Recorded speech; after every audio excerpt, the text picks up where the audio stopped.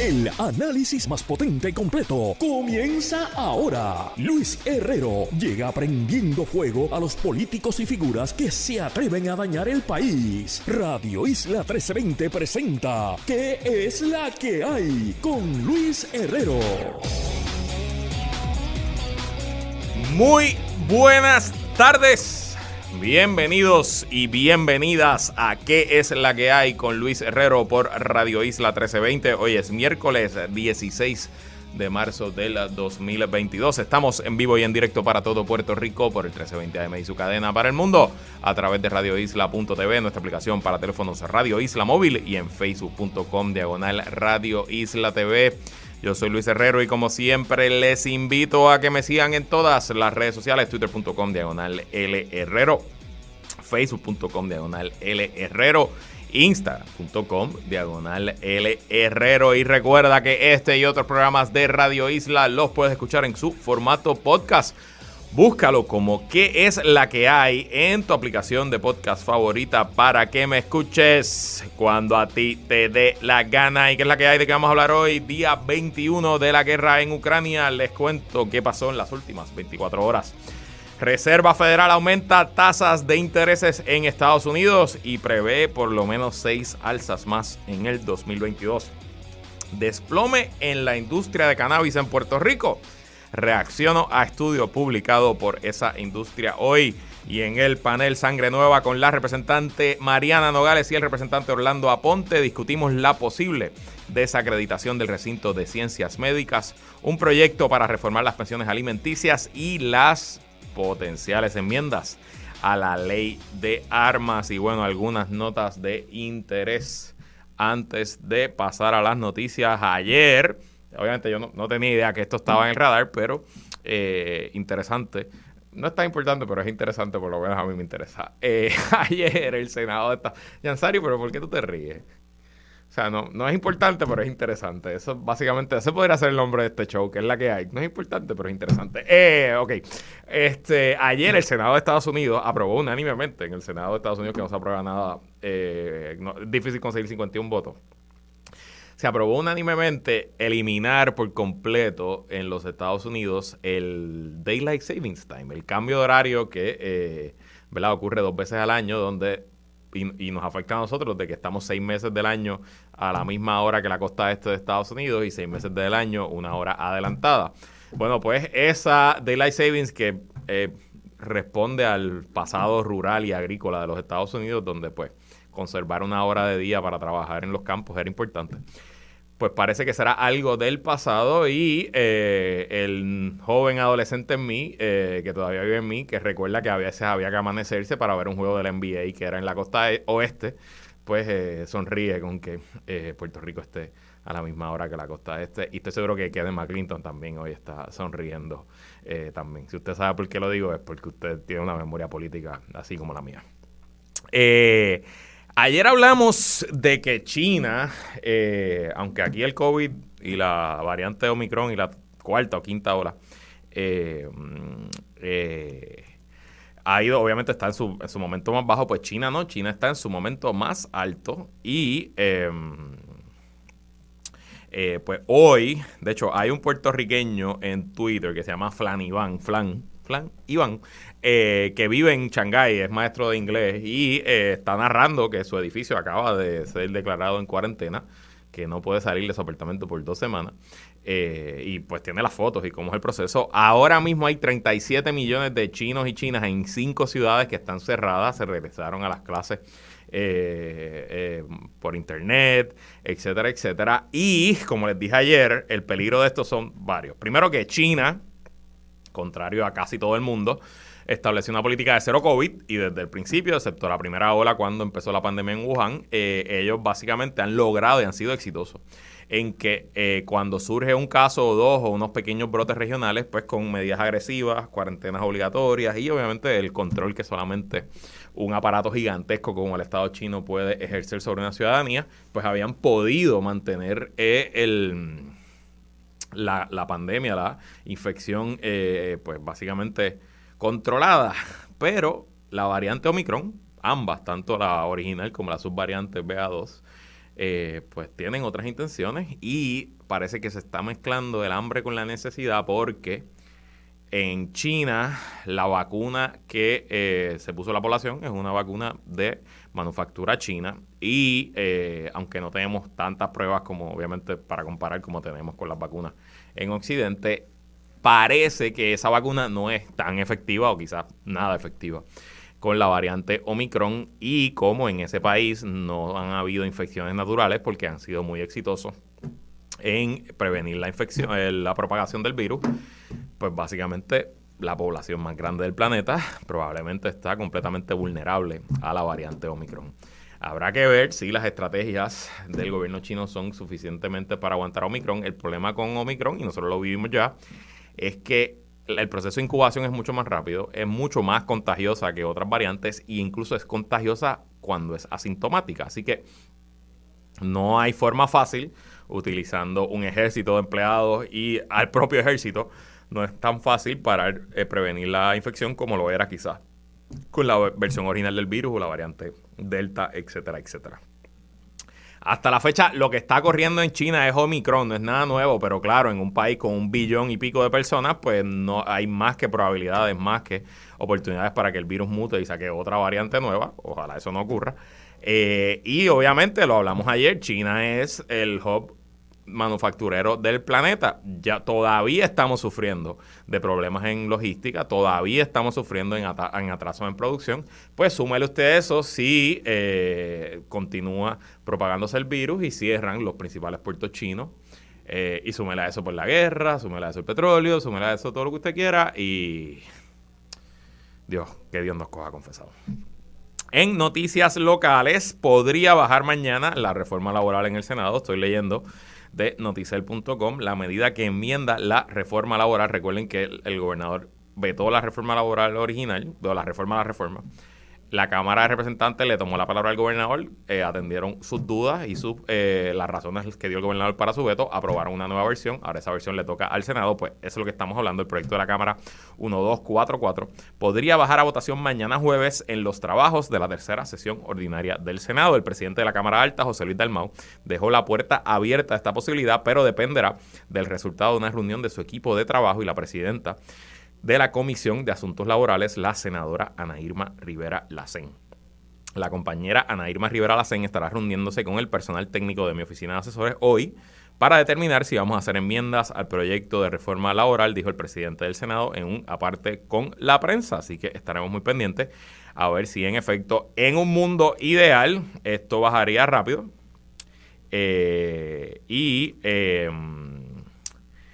Me dicen aquí que el puertorriqueño que vive, bueno, no tengo que decir el nombre, se llama Iván, el apellido, pues nada, Flan Iván está en Twitter, el puertorriqueño que vive en China.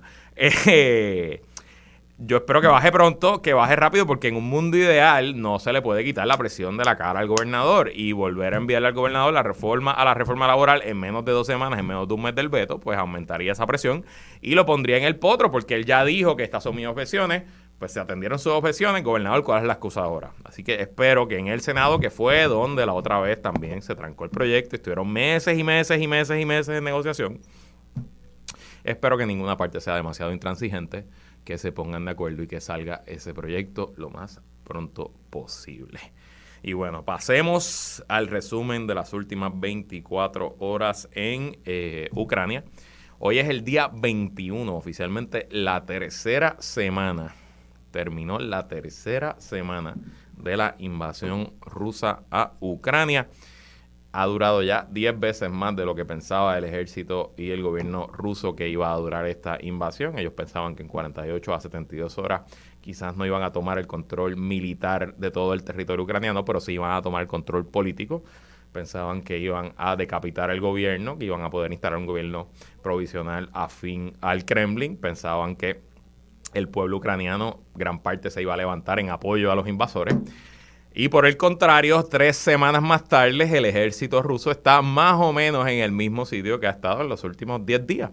No ha habido realmente ninguna ofensiva importante. Eso sí, han recrudecido los ataques de artillería, los bombardeos, el ataque indiscriminado a zonas civiles, etcétera, etcétera. De hecho, un informe, un análisis, hay un instituto que no es partidista, bueno, no tiene que ver con ningún partido, que se llama el Instituto para el Estudio de la Guerra, que es un think tank que busca pues analizar las guerras modernas y presentar pues una visión. Ellos hacen un análisis como cada 48 horas. El análisis de hoy dice: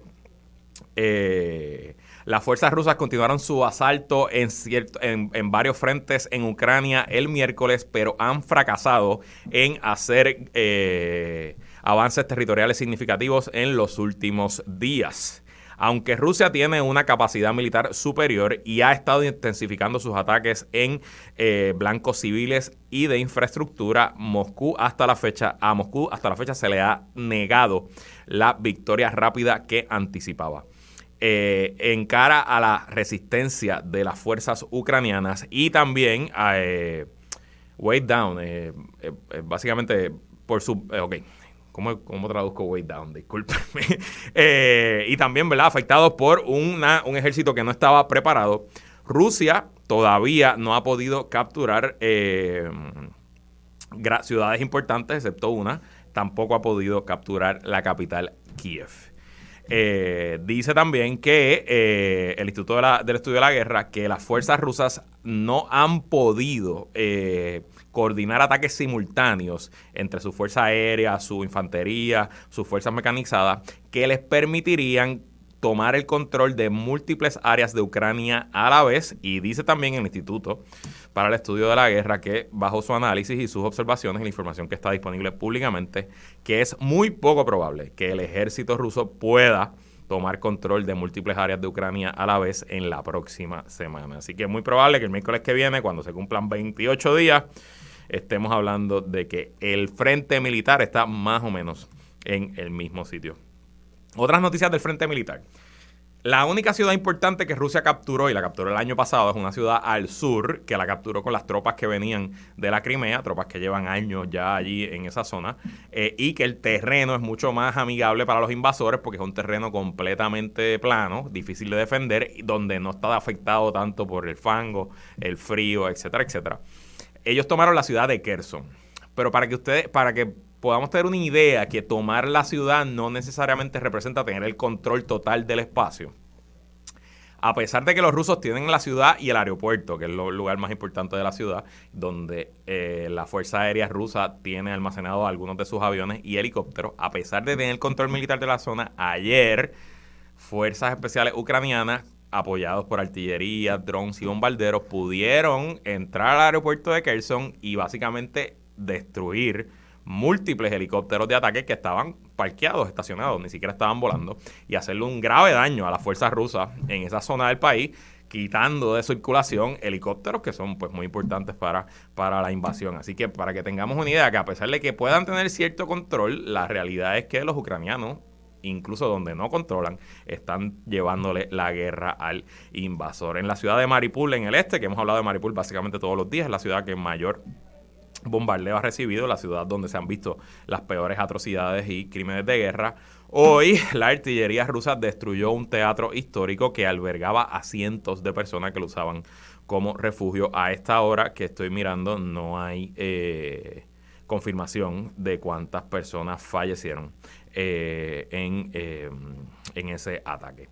En Odessa, la ciudad más importante en la costa del Mar Negro, ciudad histórica, ciudad donde se ha esperado ataques todos los días. Ayer habíamos hablado de que había una fuerza anfibia en el Mar Negro que pudiera hacer una invasión, un landing. No ocurrió hasta esta fecha.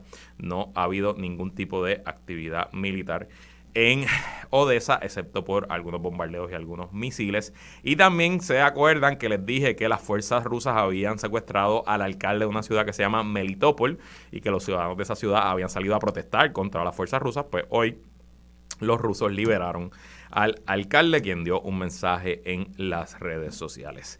En el frente económico, Rusia hoy, no sé hasta ahora, de hecho, no sé si ya han dicho específicamente si ocurrió o no, pero hoy a Rusia le tocaba pagar deuda, pagar bonos. Nosotros sabemos bastante de ese tema, ¿no? El problema es que esos bonos, según están escritos y según fueron vendidos y negociados, no se pueden pagar en rublos, se tienen que pagar en dólares. Y Rusia tiene dólares. Tiene, en contabilidad pura, tendría el dinero para pagar esa deuda. El problema es que esos dólares no están en Rusia, sino que están alrededor del sistema financiero global. Sus reservas extranjeras estaban en bancos extranjeros. Y pues Rusia no tiene acceso a esos bancos ahora, así que no puede hacer el pago. Rusia dijo que podía hacer el pago en rublos, pero los bancos y los tenedores de esa deuda le dijeron que no. No, gracias, no queremos tus rublos. Si no me pagas en dólares, vas a entrar en impago, vas a entrar en default. ¿Qué efectos tendría eso sobre la ya alicaída y básicamente en deprimida economía rusa? Bueno, pues vaya usted a saber. Pero piensa el efecto que tuvo en Puerto Rico ese impago y nosotros no estamos en guerra. Y súmele entonces el efecto que pudiera tener en Rusia. También la fábrica más grande de automóviles en Rusia, Autovaz, oficialmente hoy envió a todos sus empleados de vacaciones por 20 días. Les dio un recorte de 20 días porque no tienen componentes electrónicos para continuar la línea de producción. Así que oficialmente ya la fábrica más grande de vehículos de motor de Rusia está sin producir y eso se debe estar replicando en todas las industrias alrededor del país.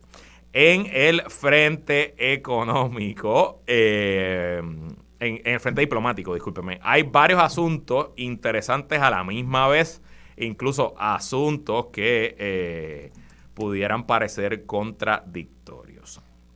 Por un lado, el Financial Times, que es una publicación internacional y muy importante, muy prestigiosa, anunció de que llevan 2 días corridos de negociaciones entre Rusia y Ucrania, negociaciones a través del Internet, delegaciones de ambos países. Y el Financial Times anunció hace unas horas que existe un potencial esqueleto, un potencial borrador, un frame básico de un posible cese al fuego y acuerdo de paz entre Ucrania y Rusia. Eso fue hace varias horas que lo publicó el Financial Times. Honestamente no he visto confirmación ni he visto que otra, ¿verdad? Que más allá de algunas expresiones que hizo tanto el ministerio ucraniano como el ministerio ruso, de que hay algo de momentum en las conversaciones, que están hablando de distintas cosas, que se mencionó la palabra cese al fuego por primera vez. El acuerdo, como lo publica el Financial Times, sería similar a: Rusia declara un cese al fuego, Rusia retira sus tropas del territorio ucraniano, Ucrania declara que renuncia a sus aspiraciones para ser miembro de la OTAN y Ucrania aceptaría cierto control en cuanto al tamaño de su ejército. Veremos a ver si en efecto eso es lo que está ocurriendo. Pudiera ser una salida airosa, un fin a la invasión y a la guerra, pero bueno, no sabemos. Pero a la misma vez que salió eso en el Financial Times, hoy el presidente ruso Vladimir Putin dio un mensaje al país y con un tono y un lenguaje bastante aterrador. Y no aterrador necesariamente contra Ucrania o aterrador contra el resto del mundo. No. Es un mensaje aterrador contra los propios rusos, específicamente los disidentes rusos. Dijo el presidente Vladimir Putin que los rusos que son pro-occidente, así lo dijo, estoy usando los términos de él, son mugre y traidores a la patria. Dijo que son una quinta columna. Los quintocolumnistas eran un grupo de apoyo a Franco en la Guerra Civil Española, que eran como opinion makers, hombres de negocio, que no necesariamente estaban con los franquistas en la guerra, pero lo apoyaban por otros medios. Pues está llamando Putin a los que se oponen a su guerra quintocolumnistas, traidores nacionales, y que les dice que no están con nuestra gente, que no están con Rusia. Ese lenguaje no solo es que es aterrador, sino que pudiera simbolizar que vienen aún más medidas fuertes contra la disidencia y contra las personas que no apoyan la invasión del presidente Putin a Ucrania.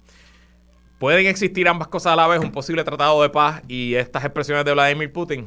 Pues uno pensaría que no, pero bueno, estamos en guerra, estamos ante una persona sin escrúpulos, un gángster que corre un país gigante como un cártel de la mafia, Y bueno, pues cualquier cosa puede ocurrir. También el frente diplomático, hoy el presidente ucraniano Zelensky dio un mensaje muy emotivo a todo el Congreso de los Estados Unidos, Cámara y Senado en conjunto.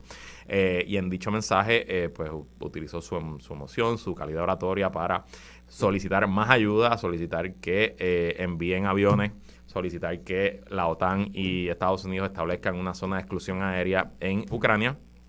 Y al final publicó un video muy emotivo que también no solo es que es emotivo, sino que demuestra una vez más la capacidad y la sofisticación mediática que ha presentado hasta ahora el gobierno ucraniano para ganarse la opinión pública global. En cuanto a los indicadores económicos, el precio del petróleo se mantuvo igual de ayer a hoy más o menos. El West Texas está en 94.75 el barril, ayer estaba en 94.93. El petróleo Brent en Londres, 97.34. Ayer estaba en 98.68, o sea que bajó un poquito más de $1. El rublo, la moneda rusa, mejoró hoy también. Ayer estaba en 107 rublos por dólar, hoy está en 97.50 rublos por dólar. Y los mercados en Estados Unidos cerraron al alza. La última vez que chequeé, no sé cómo terminó cuando cerró la campana, pero el Dow Jones había aumentado 1.55% y el S&P 500 había aumentado 2.24%. Y hablando del mercado de los Estados Unidos, una noticia que nos afecta a todos y que afecta a los mercados de Estados Unidos es que el Banco de la Reserva Federal de los Estados Unidos, que llevaba ya semanas anticipando y presentando que iba a subir la tasa de interés, pues en efecto hoy, tras su reunión, subió la tasa de interés a 0.25, o sea, aumentó 0.25% y no solo aumentó 0.25%, sino que adelantó que ellos proyectan durante el resto del año aumentar la tasa de interés 6 veces más. El aumento de la tasa de interés, ¿qué es la tasa de interés? Bueno, la tasa de interés es el porciento que se cobran los bancos entre sí cuando se prestan dinero. El Banco de la Reserva Federal es el banco madre, el banco le presta dinero a todos los bancos de los Estados Unidos y le cobra una tasa de interés que establece ese banco central. De ahí para adelante los bancos se prestan dinero entre sí todo el tiempo. Y usted dice, ¿por qué los bancos se prestan dinero? Bueno, porque los bancos no tienen todo el cash que dicen que tienen en sus cuentas, así es el sistema bancario. Y les hago un ejemplo, pues Banco Popular va a cerrar un negocio gigantesco de 500 millones y se da cuenta que solamente tiene 300 millones, pues llama a First Bank y le dice, ¿tú tienes 200 millones que me prestas? Y First Bank dice, sí, claro que tengo 200 millones que te presto. Y se los presta y utiliza la tasa de interés que establece la Reserva Federal. Cuando las economías están cayendo, cuando las economías están no en depresión, pero en decrecimiento, la Reserva Federal tiende a bajar la tasa de interés, porque al bajar la tasa de interés crea que los bancos se presten entre sí más barato y así los bancos le ofrecen a sus clientes comerciales, residenciales, personales préstamos a más bajo interés. Por eso es que usted, desde que comenzó la crisis financiera global en 2008, está viendo hipotecas y préstamos de banco y otro tipo de productos financieros que están a la tasa de interés de 0%, 1%, 2%, de 3%. Cuando la inflación empieza a crecer, como ahora que está en momentos históricos que no se veían desde los 70, pues la principal herramienta que tiene el Fed, el Banco Federal, es subir la tasa de interés para hacer más caro prestar y un poco ponerle un freno a la velocidad de la economía y ver si con eso se reduce la inflación. Obviamente, el problema aquí es que estamos en tiempos de guerra y típicamente cuando se está en tiempos de guerra aumenta el gasto público y aumenta el gasto en financiamiento. Y pues los gobiernos no quieren que la economía se frene cuando está haciendo un gasto tan grande en guerra. Así que hay muchos factores a la misma vez y obviamente pues hay que estar pendiente a estos asuntos. Y rapidito, antes de irnos a la pausa, hoy en la sección de negocios de El Nuevo Día publican un estudio que fue comisionado al economista Gustavo Vélez por la Asociación de Manufactureros de Cannabis en Puerto Rico, donde ellos dicen que básicamente hay un desplome en la industria en Puerto Rico. Y leo del artículo, a 5 años de su creación por ley, la industria del cannabis medicinal está en un desplome que ha reducido de 133,000 a 39,000 la venta promedio de cada dispensario, denunció ayer el economista Gustavo Vélez.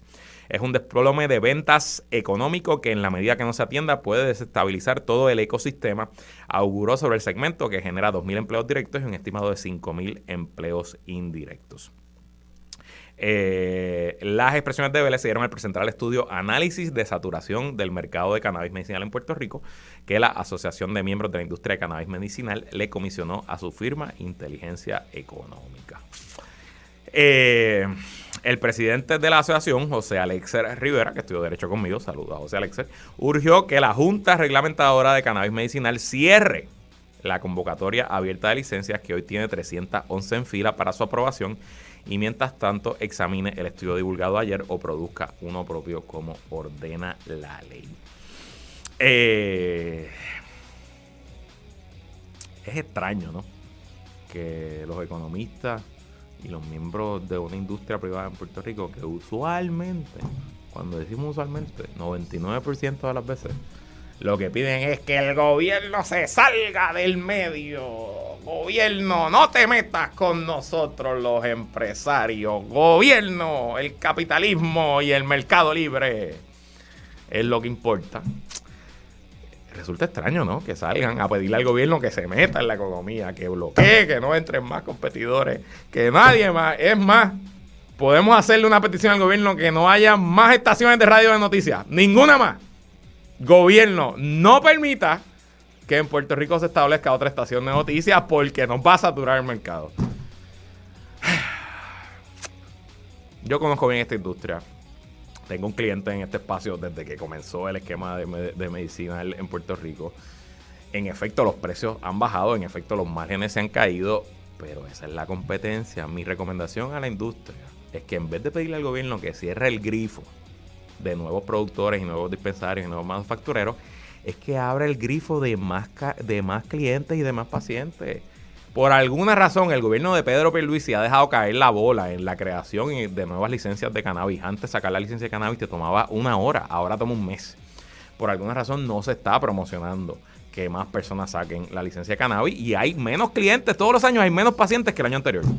Pues metanle presión por ese lado. Y ¿saben otra cosa que crearía un montón de pacientes así, en un santiamén, de un día para otro? Aprueben el cannabis recreacional. Y ya, todos los adultos en Puerto Rico, sin necesidad de licencia, pudieran ir a un dispensario. Así que recuerden una cosa que yo he dicho muchas veces en Twitter y la digo aquí también. Para muchos de nuestros empresarios héroes, el capitalismo siempre es bueno, excepto cuando no es bueno, Yansari. Y aquí pues parece que ya no es bueno el capitalismo. Vamos a la pausa, regresamos con más en ¿Qué es la que hay? Sigue conectado con Radio Isla 1320. Estás escuchando ¿Qué es la que hay? Con Luis Herrero. Somos el sentir de Puerto Rico. Ella es abogada, feminista, férrea activista de los derechos humanos y la primera representante por acumulación de su partido. Él es un abogado, notario, presidente de la Comisión de lo Jurídico y desde el corazón de la montaña representa al Distrito 26. ¿Qué es la que hay? Presenta el panel Sangre Nueva con la licenciada Mariana Nogales y el licenciado Orlando Aponte. Como todos los miércoles, conversamos sobre actualidad y las últimas noticias de la Asamblea Legislativa con 2 legisladores que recién comienzan su carrera política. Con nosotros, como todos los miércoles, representante por acumulación del Movimiento Victoria Ciudadana, Mariana Nogales. ¿Qué es la que hay, Mariana? Pues buenas tardes, Luis, y buenas tardes a Orlando y a todas las personas. Todo bien.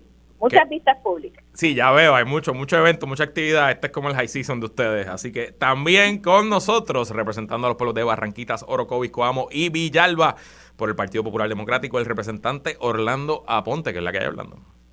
¿Qué es la que hay, Luis? Acá estamos bastante bien, trabajando mucho. Saludos a la compañera Nogales y a todas las personas que nos sintonizan como todos los miércoles. Bueno, vamos a los temas. La noticia más importante en las últimas 24 horas ha sido la posible desacreditación por la Middle States Association del recinto de ciencias médicas de la Universidad de Puerto Rico. El recinto, que es parte integral del complejo de salud del centro médico, no solo es de donde se gradúan la mayoría de los y las médicos de Puerto Rico, sino que es el único lugar en el país en que se ofrecen ciertos tratamientos y cirugías terciarias. Esta crisis nos afecta a todos y todas, y por lo menos hasta ahora yo no he leído ni escuchado expresiones del Ejecutivo ni de la Junta de Control Fiscal sobre el tema. Ha estado el liderato de la universidad en los medios, pero el gobernador, el Ejecutivo y la Junta, cero, pío, nada. Mariana, ¿qué sabes de la situación de la UPR en general y del recinto de ciencias médicas en particular, y qué puede hacer, si algo, la legislatura? Pues mira, sobre esta situación, no es una situación nueva. Yo recuerdo que al menos desde el 2010, y sé que antes, parte de lo que estaban reclamando los estudiantes en las huelgas estudiantiles es que no se fuera reduciendo el presupuesto de la universidad. Ya en el 2010 se planteaba una reducción del presupuesto, y eso afecta a la capacidad de la universidad para incluso recibir ingresos adicionales. ¿Por qué? Porque muchos de los programas, por ejemplo, de investigación y programas federales, requieren que haya una estructura administrativa contratada y pagada por recursos estatales o recursos propios de la universidad. Y sin estos recursos, pues se caen las investigaciones, se caen, por ejemplo, programas agrícolas, etcétera. Lo mismo pasa con el recinto de ciencias médicas. Y ya lo habíamos dicho que un presupuesto de 500 millones no es suficiente. En la huelga del 2010 el presupuesto era el doble. Y entonces ahora estamos hablando de la mitad de esa cantidad, y ya se veían los efectos en términos de la reducción de la cantidad de profesores y profesoras, sesiones disponibles, etcétera. Y eso tiene un efecto terrible. Llevamos muchos años de austeridad, y el recinto de ciencias médicas, al igual que el resto de la universidad, es fundamental, con la particularidad de que en el recinto de ciencias médicas y las clínicas que atiende el recinto se dan servicios a personas médico-indigentes, o sea, gente que no tiene dinero, gente que no tiene plan médico. O sea, es importante que nosotros protejamos ese espacio, y desde la legislatura nosotros tenemos que asignarle fondos adicionales de alguna manera. Mira, siguiendo, ¿verdad?, el tema que tú traías anteriormente, sobre los dispensarios y cómo ahora quieren regular el capitalismo convenientemente, pues mientras menos competencia tengan, pues más ganancias para ellos. Lo que tú dices es algo fundamental, abrir el mercado. ¿Por qué no estamos hablando, y lo sabemos que lo hemos hablado, y Orlando lo sabe, de no solamente despenalizar, vamos a abrir esto a la legalización? Y ahí sí que hay clientes, pero con los beneficios de que entonces tenemos unos efectos buenos, como la reducción de la violencia, la reducción del consumo de sustancias más fuertes, y lo que ha ocurrido en otros países. Esos impuestos que podrían venir de ese espacio deberían ser asignados casi en su totalidad a la Universidad de Puerto Rico. ¿Por qué la universidad es fundamental? Ahí nosotros vamos creando el talento, los profesionales que van a relevar a los profesionales que se están retirando y se están muriendo, ¿verdad?, por el transcurso del tiempo. Es parte del proyecto de construcción del país. Y la universidad, no solamente el recinto de ciencias médicas, vamos a hablar de las clínicas de asistencia legal, vamos a hablar de todo el trabajo voluntario que se hace desde distintas facultades de la Universidad de Puerto Rico, que va dirigido a la gente que no tienen los recursos suficientes. Es más que suficiente para nosotros garantizarle un presupuesto robusto a la Universidad de Puerto Rico.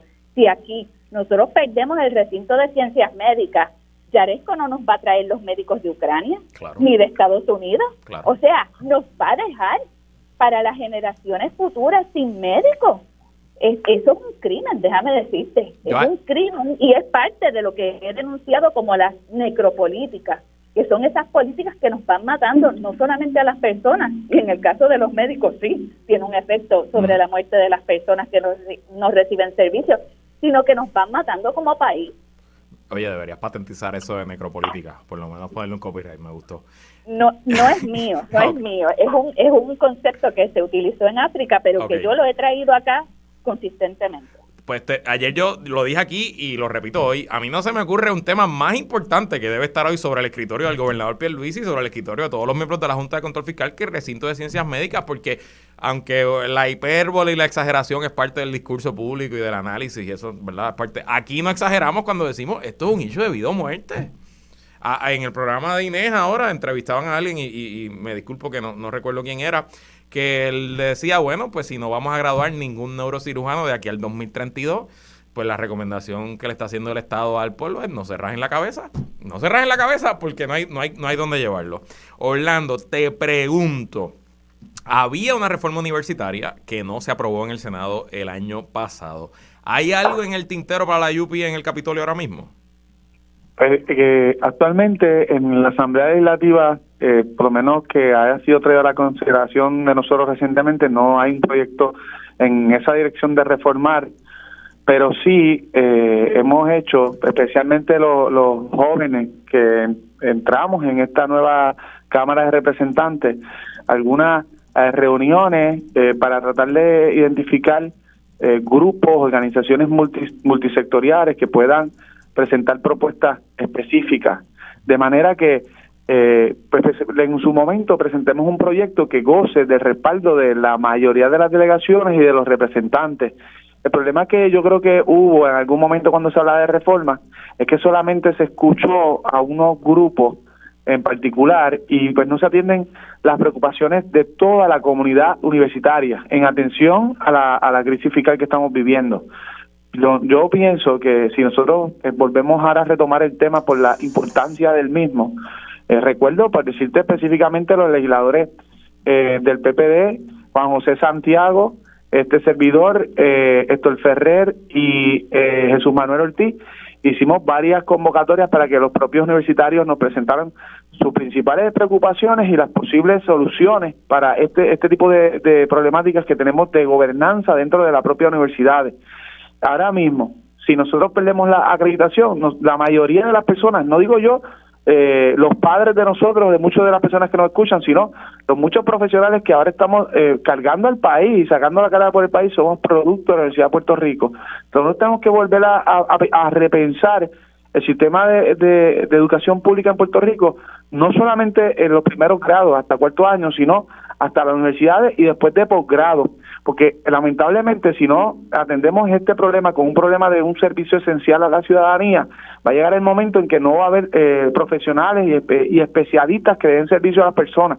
Recientemente, en el caso personal, he estado observando que no hay médicos especialistas de muchas cosas, desde cosas tan sencillas como dentistas hasta cosas más complejas como neumólogos pediátricos o doctores especialistas en estos temas. Así que sí hay un interés genuino de esta Cámara de Representantes. Ya hemos atendido cosas importantes en el pasado que tienen que ver con planes de ajuste, con pago de la deuda, ¿verdad?, con presupuesto balanceado, pero ya es momento de presentar una reforma o un proyecto que vaya dirigido a establecer que la educación pública superior, incluyendo obviamente grados universitarios o posgrados, pues que estén debidamente sostenidas y que se vea como un servicio esencial. Me parece que aquí el consenso es casi unánime y honestamente hay que proteger nuestro recinto. No se me ocurre, de nuevo, nada más importante en la agenda de la nueva era del gobernador Pedro Pierluisi que atender este asunto. Voy a ir a la pausa temprano porque tenemos varios temas que queremos discutir en la próxima sección y quiero entonces tener algo de tiempo. Así que vamos a ir a la pausa y cuando regresemos en ¿Qué es la que hay? Continuamos con el panel Sangre Nueva. No se... Sigue conectado con Radio Isla 1320. Estás escuchando ¿Qué es la que hay? Con Luis Herrero. Somos el sentir de Puerto Rico. Seguimos con el análisis en Radio Isla 1320. ¿Qué es la que hay? Con Luis Herrero. Regresamos y seguimos como todos los miércoles conversando con la representante Mariana Nogales y el representante Orlando Aponte en el panel Sangre Nueva. Orlando, este segmento lo comienzo contigo. Hoy la Comisión de los Jurídicos de la Cámara que preside celebró vistas públicas sobre un proyecto de tu autoría, el proyecto de la Cámara 1135, que busca reformar el sistema de pensiones alimentarias en Puerto Rico. Háblanos un poco de qué se trata el proyecto y qué ocurrió hoy en esa vista pública. Sencillamente, este proyecto, más que reformar el sistema completo que tenemos ahora para fijar pensiones, el cual no cabe dudas, y luego de escuchar las diferentes deponentes que estuvieron durante el día, hace falta y debe ser prioridad para no solamente esta Asamblea Legislativa, sino para esta administración de gobierno. Por lo menos el paso que estamos dando con el proyecto de la Cámara 1135 es que se revise la reserva de ingresos que establece nuestro sistema para los padres o madres no custodios. Es decir, aquellas personas que pagan pensión en este momento solamente tienen derecho a reservarse $615 en este momento. Si usted, la persona que me escucha, y usted tiene un salario de $2,000, usted es un empleado público, usted es una persona con ingresos bajos o moderados y tiene que pagar una pensión alimentaria, sepa que la ley lo único que le permite que usted pueda reservarse para poder subsistir, para poder vivir, para poder regresar al trabajo, son $600. Con este proyecto queremos revisar eso y queremos que se establezca un tope o un límite a el establecimiento de las pensiones, de manera tal que si usted se gana, por decir un ejemplo, $1,000 al mes, $600 es lo que le sobra a usted para poder vivir y no puede pasar o superar los $400. Es decir, el 40% va a ir dedicado a pagar pensiones, pero al menos el 60% es para que la persona que paga pensión pueda tener calidad de vida, pueda pagar sus propios gastos y lo de los hijos que viven con él. Si usted se gana $2,000, que yo creo que eso es más o menos promedio, entre $1,500 a $2,000 en Puerto Rico del ingreso neto, pues pagaría una pensión, por ejemplo, de $800 y le sobra a usted para poder pagar todos sus gastos y mantener los hijos que puedan vivir con usted, $1,200. Ese es lo que queremos establecer, un tope.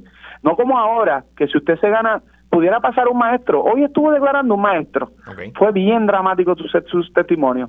Él se gana $1,600 netos y paga de pensión por 2 hijos $800. O sea que con $800 quiere decir que quincenal a un maestro en Puerto Rico común y corriente le sobran $400 quincenales, y con eso él presentó esta evidencia de que está perdiendo su propia casa y no ha podido ni siquiera tener dinero suficiente para poder ver a sus hijos que no están viviendo en Puerto Rico porque ni para comprar pasajes tiene. Y este proyecto pues busca revisar eso.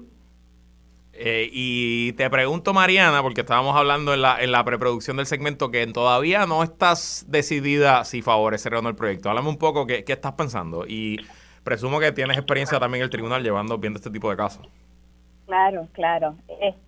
Pues mira, hay varios asuntos. Yo entiendo que sí, que la reserva de 615 es muy bajita. Okay. Pero yo entiendo que también, o sea, los hijos a veces ocurren por accidentes, porque no están planificados, como es mi caso, ¿verdad? Y no hay problema con eso. Pero uno tiene que saber también, tiene que haber una conceptualización de la responsabilidad.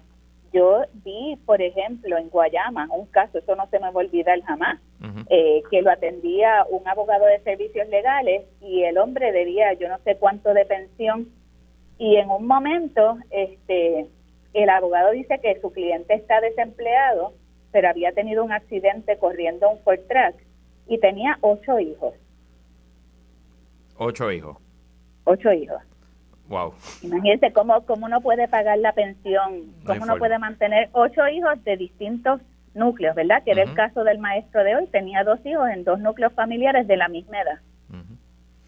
Increíble. Y entonces, pues, tiene que haber algo de responsabilidad, porque déjenme decirle, porque paguen o no paguen pensión, las madres custodias, que son la mayoría, son las madres custodias, tienen que buscar de dónde, aunque tengan deuda, tienen que buscar de dónde. Y es bien difícil hacer un balance, pero yo lo traje ahí, que yo entiendo que es que el gobierno no garantiza las cosas más básicas de la vida. Claro. Lo que le enseñaban a uno en estudios sociales, vivienda, alimento, vestimenta. El gobierno no garantiza eso, alimentación. No hay los derechos humanos, el derecho a la vivienda, el derecho a la salud, el derecho a la educación, no están garantizados y por eso hay gente viviendo en esa precariedad. Es un asunto mucho más allá. Yo no estoy segura si establecer un porcentaje, que es lo que propone el proyecto, sea la solución para el problema. Sí, estoy convencida de que la reserva de $615 es insuficiente para que una persona viva en Puerto Rico con la situación de inflación, pero también tenemos que ver que el padre o madre custodio o persona custodia que tenga a esos niños también está sufriendo los mismos costos de inflación y que en el caso sobre todo de los niños menores, eso lo sabe Orlando que tiene los nenes chiquitos, lo que cuestan las merienditas y las cosas que hay que comprarle, los pediatras, o sea, es un gasto increíble, sobre todo esos primeros años de vida. ¿Y cómo establecer un balance en esto? Pues yo creo que la salida es requerirle al gobierno que se garanticen esos derechos mínimos y básicos para la gente. Pero, tal como le dije a Orlando, esperaré cuál es la apreciación de ADFAM, de tribunales y de otras instituciones, ¿verdad?, que atienden el asunto de las pensiones alimentarias. Eso te iba a preguntar, Orlando, además de este maestro que nos citaste, ¿quiénes testificaron hoy allí y cuáles fueron las posiciones? ¿No? ¿Qué te está diciendo? ¿Qué estás descubriendo en las vistas públicas? Esencialmente se le piden ponencias al Departamento de la Familia.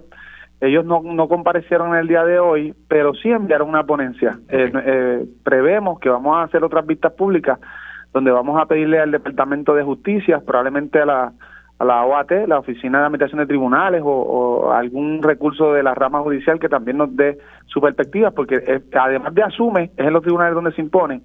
Pero para sorpresa nuestra, bueno, digo sorpresa entre comillas, la Administración de Sustento de Menores no ha comparecido ni siquiera a expresar su posición, y yo creo que es la principal agencia llamada... La agencia que brega con las pensiones. Claro, la agencia que se supone que por lo menos cada 3 o 4 años revise las guías, las tablas que se utilizan para fijar pensiones, y está incumpliendo con la propia ley orgánica, porque desde el 2014 no las se revisan.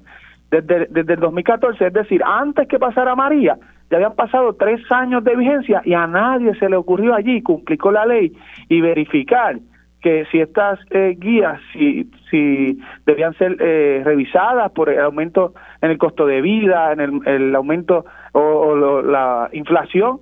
Y después de eso, ya sabemos, pasó María, luego no pasa nada en el 2018, no pasa nada en el 2019, y ahora estoy seguro que cuando comparezcan van a decir que como en el 2020 hubo pandemia, es la excusa para decir no hicimos nada en los pasados 2 años. Entonces, vemos los problemas que dice Mariana, esto aplica para los dos lados, esto tiene que revisarse, porque según puede haber unos casos en los cuales la pensión es muy baja, los casos que por lo menos declararon hoy, incluyendo a una abogada que tiene una práctica en casos de pensión y familia, básicamente especializada en esa área del derecho, con más de 21 años de experiencia, daba testimonio de que una persona que tiene 3 hijos, ella explicaba, por ejemplo, se gana el salario entre $1,500 y $1,800, se le dice, o sea, nuestro sistema permite que pague una pensión de $1,200 y le digan, estos 2 hijos tienen el derecho a percibir $1,200 para la pensión, pero usted y su hijo, porque ahora esta persona tiene una nueva relación y ahora tiene un hijo que vive con él, tienen que conformarse con 600. Y eso es absurdo, eso a mí me perdonan las personas que estén viviendo en una situación similar, pero no puede ser de que el hijo que no vive conmigo va a tener derecho a percibir un ingreso o una manutención mayor de los hijos que sigan conmigo. En el caso que estaba diciendo la persona que declaró, adicional a eso, se le solicitó ponencia a servicios legales, colegio de abogados, se le solicitó al Departamento de la Familia. Departamento de la Familia, lo mismo, básicamente se excusó por no haber cumplido con el mandato, explica que tuvo problemas durante el huracán María, posteriormente con hasta los terremotos tienen culpa con esto. Hubo un momento dramático, y yo creo que lo voy a resumir rapidito porque yo sé que aquí el tiempo apremia. La compañera Lizy Burgos, que es la portavoz de Presto Dignidad, explicaba que ella antes de ser legisladora pues también era abogada y que se especializaba básicamente en casos de familia y que constantemente tenía que defender en la mayoría de los casos de pensión a varones. Ella explicaba que en muchos de esos casos tenía que hacerlo de forma gratuita, porque ¿quién puede esperar que una persona que le sobren $600 al mes va a poder pagarle o costear los honorarios de un abogado? Y que después de que ella asumiera la representación gratuita, tuvo un caso, o sea, por eso es que yo creo que esto tiene que ser prioridad para la legislatura y para el gobierno. Esto es algo que le impacta la vida, no solamente la cuestión económica, la cuestión emocional, la cuestión de salud mental.